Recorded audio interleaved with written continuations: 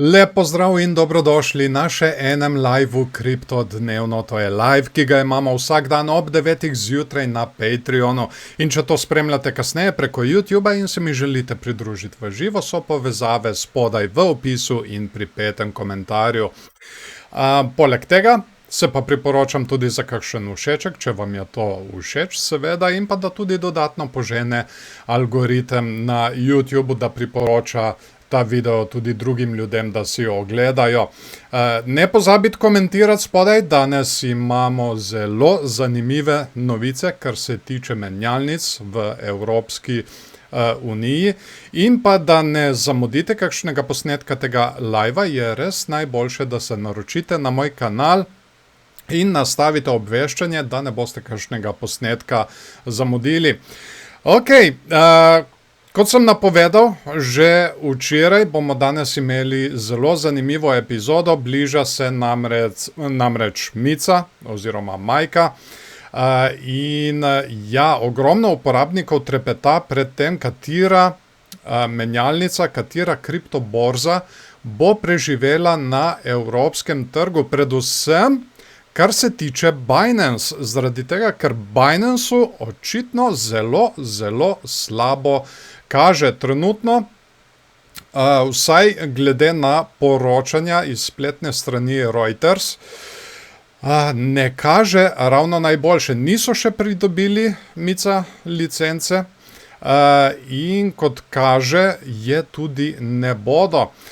Namreč Binance se je znašel pred enim najpomembnejših regulatornih izzivov v svoji zgodovini po poročanju Reutersa. Naj bi podjetje tvegalo izgubo možnosti za pridobitev licence Mica, ki je ključna za zakonito ponujanje kriptostoritev po celotni Evropski uniji.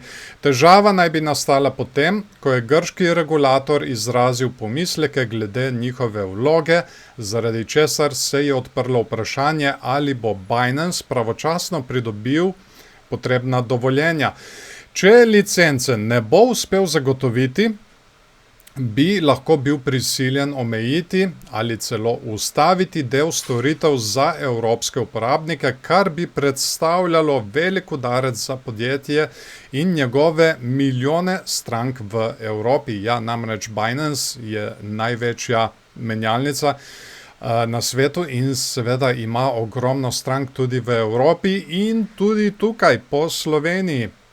Uredba Mica, ki je začela veljati letos, velja za najobsežnejši regulativni okvir za kriptovalute na svetu. Njen namen je poenotiti pravila za celoten evropski trg in povečati zaščito vlagateljev. Za Binance je pridobitev licence izjemno pomembna, saj bi mu omogočila dostop do skoraj 450 milijonov prebivalcev Evropske unije prek enotnega sistema dovoljenj.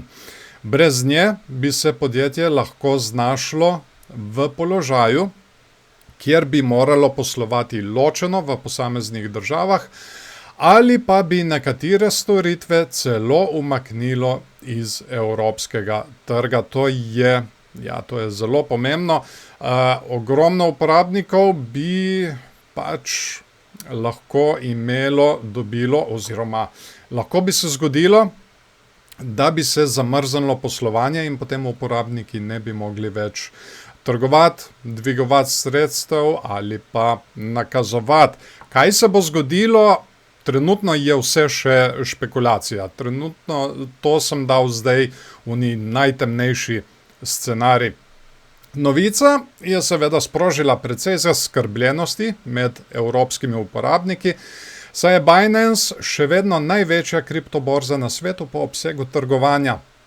Čeprav podjetje za zdaj normalno posluje in uporabniki lahko še naprej uporabljajo vse storitve, se vlagatelji sprašujejo, kako bi morebitna izguba licence vplivala na dostop do trgovanja, stablecoinov, staking storitev in drugih produktov znotraj Evropske unije. Analitiki ocenjujejo, da bo prihodnjih nekaj tednov ključnih, saj bodo regulatorji in podjetje skušali najti rešitev, ki bi Binanceu omogočila nadaljno poslovanje na enem najpomembnejših kriptotrgov na svetu. Zdaj, kar se tiče tele regulative, Majca, jaz mislim, da bi to znalo, oziroma je že kar precej ubilo startup sceno na evropskem trgu in s tem tudi možnost inovacij, ampak bomo videli, kako se bo to izteklo. Kot vemo, Kriptomat je že zaprl. Kako na trenutne očitke odgovarja Binance? Tukaj so pa tale sporočila vse povsod, preden sploh prideš do spletne strani. No, tukaj je odgovor od Binance. Na poročanje Reutersa se je Binance odzval z uradnim sporočilom, v katerem poudarja, da ostaja popolnoma zavezan pridobitvi licence MiCA in da je v zadnjih 18 mesecih tesno sodeloval z evropskimi regulatorji. Podjetje trdi, da izpolnjuje vse zahtevane pogoje ter da si prizadeva za pošten in enoten evropski regulativni okvir.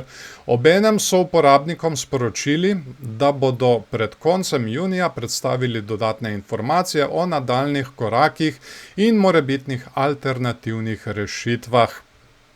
To naj bi se zgodilo, kolikor vem, 2 dneva pred koncem meseca, 2 dneva pred iztekom roka.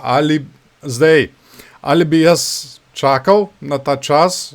Po mojem, da ne bi. Jaz bi že prej bil kar precej bolj aktiven.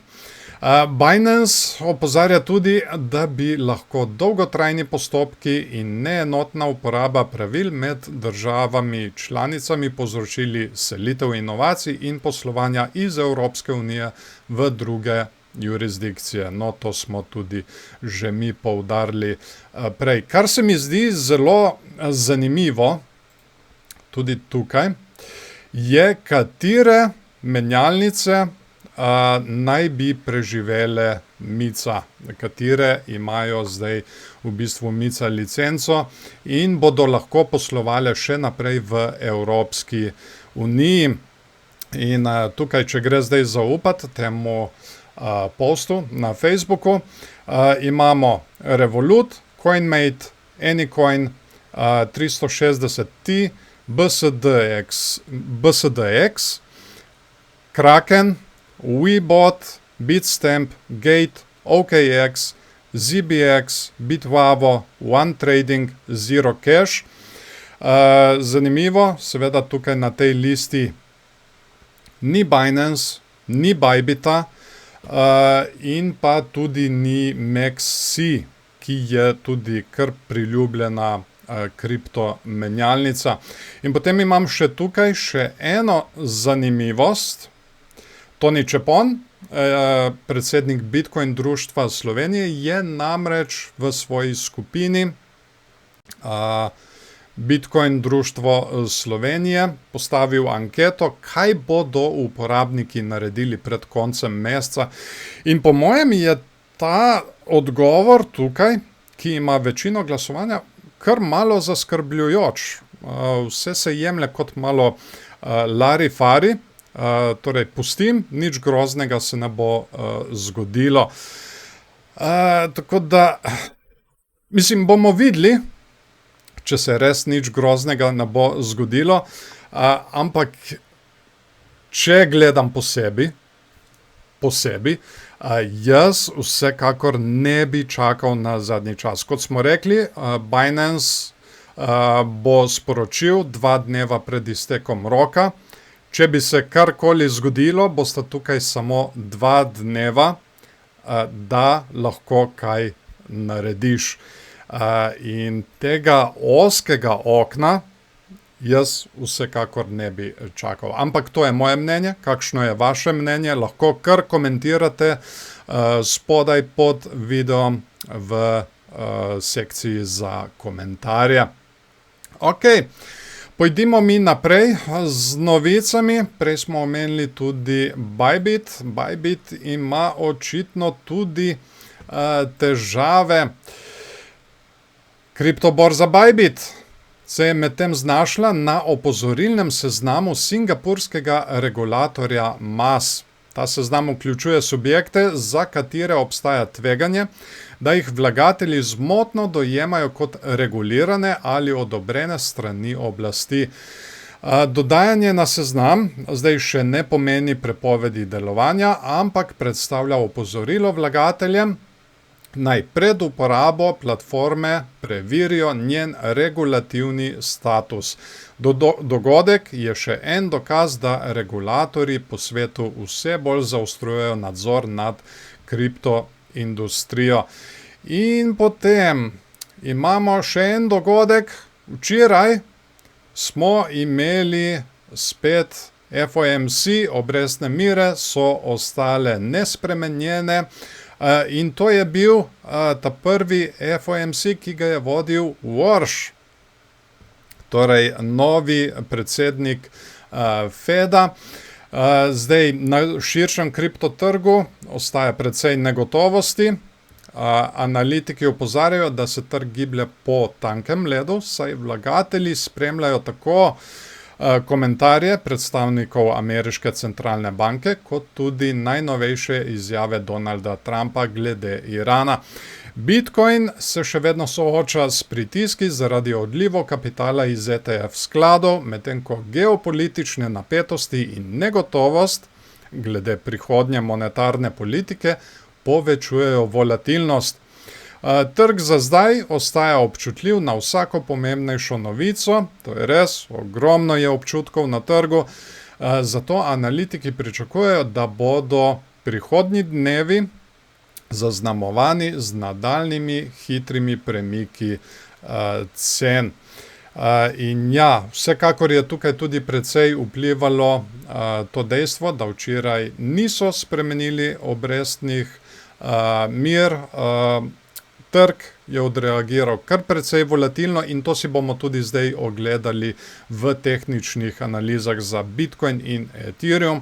Tako da, če slučajno spremljate to preko shortov ali preko TikToka, si le oglejte tudi celotni video, če vas slučajno tole zanima. Povezava je ponavadi v prvem komentarju spodaj. Tako, zdaj smo dali tole na stran. Ja, pozabil sem omeniti, danes je četrtek, 18. junij. Moram se spomniti, da to vedno omenim na začetku, pa pojdimo zdaj na tehnično analizo. Bitcoin, 15-minutni časovni graf in pa 4-urni časovni graf. Trenutno gibanje cene mi ni ravno najbolj všeč, če sem lahko kar takoj direkten.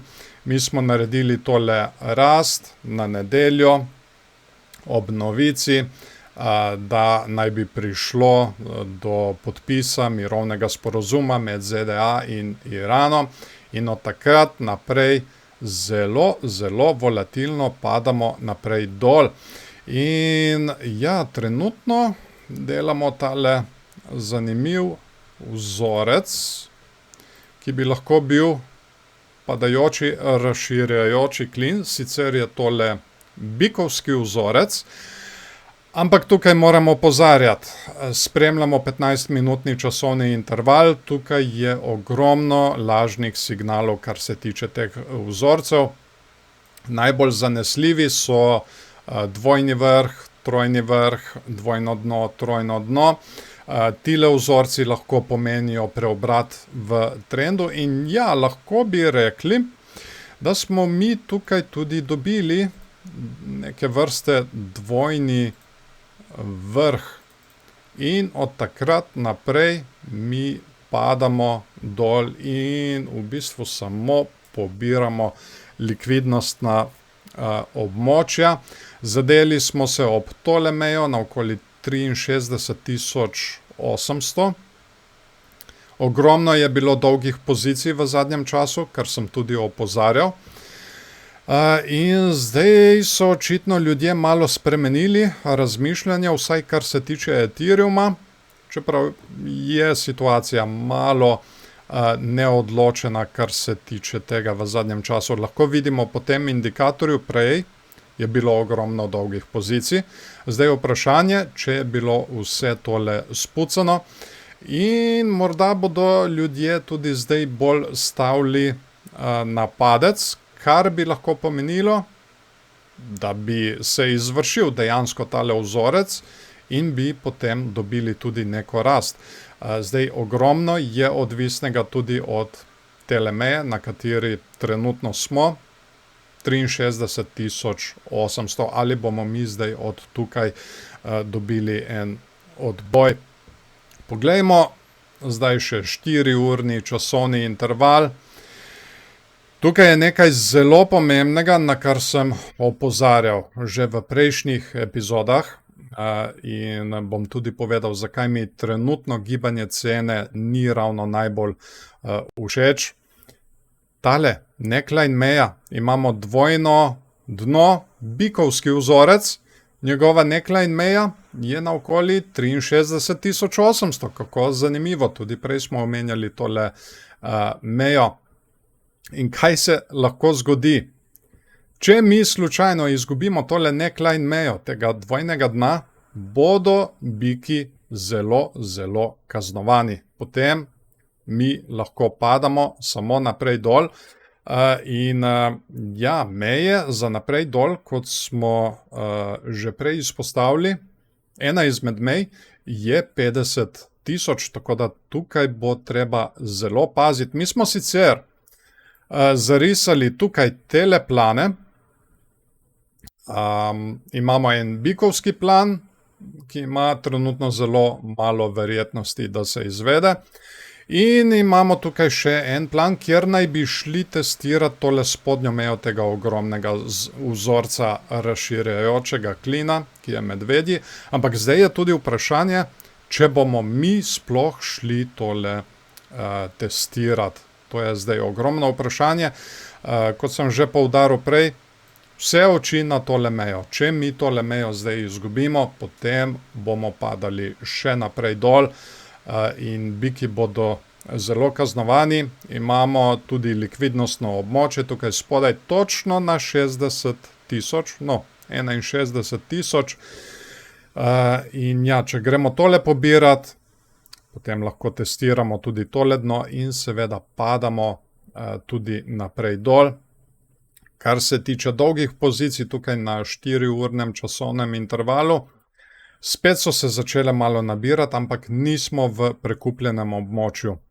So se pa nabirale predvsej med tole rastjo, ki smo jo imeli pred kratkim.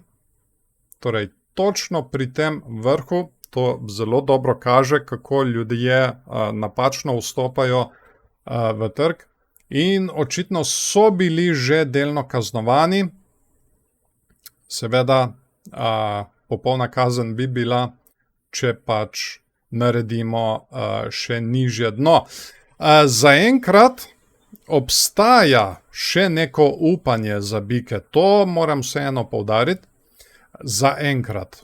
Namreč, če mi potrdimo tukaj tole dno, imamo dno in pa višje dno v gibanju cene. Ampak kot sem rekel, to moramo potrditi. Medtem ko RSI je pa naredil dno in pa nižje dno. Skrita bikovska divergenca, ki bi lahko namigovala na nadaljevanje rasti.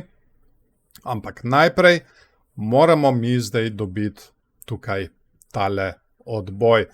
Poglejmo si zdaj še likvidnostna območja. Tukaj na tem grafu, trenutno naštimano na 24 ur. Ogromno likvidnosti je tukaj spodaj, 63.500, tam nekje. Delno smo pobrali likvidnosti zgoraj, ampak so pa še ostale. To je od vseh ljudi, ki so stavili na padec. In ta meja je 64.800 in tudi tukaj zgoraj imamo eno točno na tem vrhu. Tukaj pa imamo 66.500. Dajmo si pogledati še malo bolj od daleč. Dajmo pogledati za 2 tedna, kaj imamo mi zdaj tukaj. Ali je dovolj pobiranja likvidnosti navzdol, ali pa bomo mi šli še dol, ja. Zdaj, kot lahko vidimo, tukaj na grafu za 2 tedna imamo kar precej likvidnosti tukaj spodaj, vseh ljudi, ki so stavili na rast na okoli 60 000 in ja, tudi tukaj se nabirajo na okoli 63 000, tako da možnosti bi morda bile, da bi mi lahko padali še naprej dol. Seveda, kot sem že opozoril, ogromno je odvisnega od tiste meje, ki smo jo izpostavili. To je tale meja 63 800, 63 900. Poglejmo še tukaj. En mesec. Precej likvidnosti je tukaj.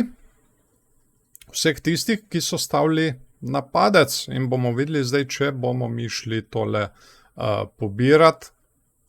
Tukaj je pa meja na okoli 67 700, pa tam nekje do 68 000. Zna biti še zelo, zelo zanimivo. Poglejmo si zdaj še Ethereum, kaj se kaj tukaj dogaja v zadnjem času. 15-minutni časovni interval. Tukaj sem včeraj opozoril na tale iztisk cene, prišli smo čisto do konca in ogromno ljudi je stavilo na rast in seveda so bili kaznovani. Iz tega iztiska smo mi potem padli naprej dol. Poleg tega mi smo izpostavili tudi tole trend linijo, zadeli smo se ob njo prvič, drugič, tretjič, zelo hinavska poteza, ker je izgledalo že, da smo jo izgubili in potem smo se pobrali nazaj gor. In zdaj očitno jo ponovno izgubljamo in lahko bi jo šli testirati kot odporno mejo. Kar se tiče RSI-ja, imamo tukaj vrh, nižji vrh se trenutno dela, ampak moramo to zaenkrat še potrditi. Seveda, počakati bi bilo treba ponovni test tele trend linije, medtem ko tukaj pa mi delamo vrh in pa vsaj trenutno nižji vrh. Ne, samo malo. Vrh na nekje isti višini je to. Ja. Torej, delamo skrito medvedjo divergenco. Trenutno. Torej, vrh na isti višini. Zdaj lahko gremo, kar se tiče RSI-ja, tukaj še više, naredimo višji vrh. Ampak tukaj trenutno mi delamo vrh in pa nižji vrh. Ampak kot sem rekel, tale vrh moramo še potrditi. Tako da bo treba še malo počakati, da vidimo, kaj bomo mi dobili ven iz tega. Poglejmo zdaj še 4-urni časovni interval. Tudi tukaj smo dobili zdaj nek iztisk iz tele cene, kjer smo padli naprej dol. Ogromno je stal na rast. Ne, to imamo zdaj 1-urni časovni interval. Ogromno je stal na rast in poglejte to, zadeli smo se tudi tele spodnje trend linije, tegale velikega, naraščajočega, razširjajočega klina. In trenutno imamo odboj, ampak če bi se jo zadeli še enkrat, bi po mojem mi tole trend linijo lahko izgubilo in tale vzorec bi lahko prišel v veljavo, torej, da mi pademo naprej dol, da vidimo višino tegale vzorca, torej, dokot bi mi lahko padli, če bi mi izgubili tole mejo. Ja, pod 1500, na tam nekje 1400. In če mi izgubimo tole mejo, 1500, ta meja 1500 je zelo pomembna. Če jo izgubimo, imamo mi potem prepad dol vse do 1000. Tako da, kar se tiče Ethereuma, bo treba kar precej paziti, še predvsem, če se zdaj izvrši tale vzorec. Mislim, da ga imamo tudi na 4-urnem časovnem intervalu, ja, seveda, tudi tukaj ga imamo.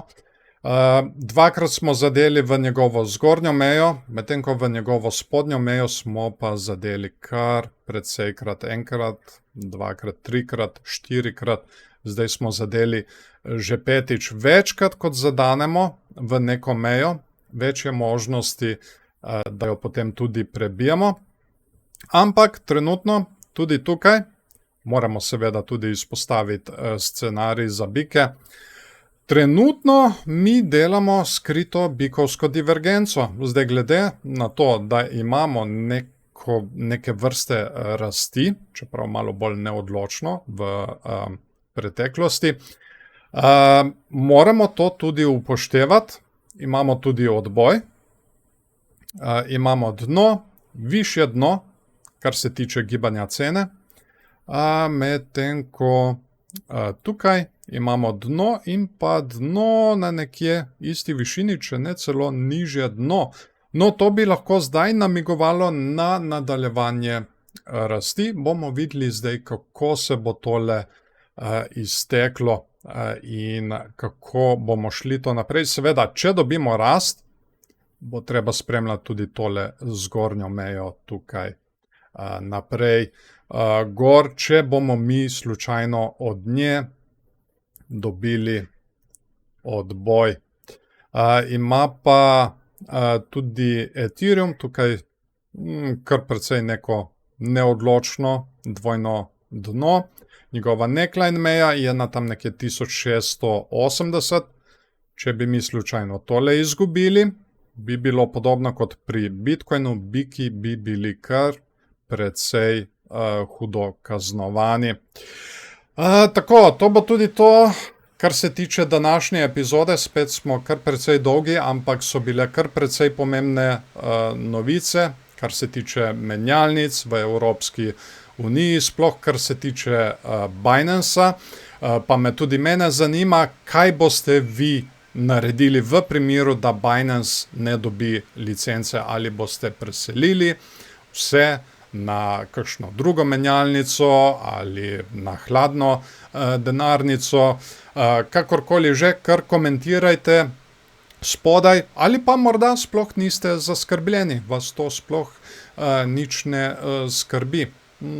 Kakorkoli že, me zanima vaše mnenje, komentirajte spodaj. Priporočam se tudi za kakšen všeček, če vam je tole seveda všeč, pa da tudi dodatno požene algoritem. In pa ne se pozabiti naročiti na moj kanal, da ne boste kakšnega posnetka tega live tudi zamudili. In pa, če se mi želite pridružiti v živo, pa komentirati v živo, dati morda tudi kakšen predlog za kakšen altcoin, za kakšen indikator, da si pogledamo. Sem dobil že kar nekaj predlogov, tako preko YouTubea, ampak nisem uspel stisniti v današnjo epizodo. Smo že čisto preveč dolgi, tako da bo v prihodnjih epizodah. No, če se mi pa želite pridružiti v živo, pa pokomentirati z mano na Patreonu, so pa povezave spodaj v prvem pripetem komentarju in pa tudi v opisu tega videa. No, tako, to bo to za današnjo epizodo. Jaz vam tako želim en lep dan še naprej in seveda se vidimo ponovno, če ne prej, jutri ob 9. zjutraj. Čau, čau!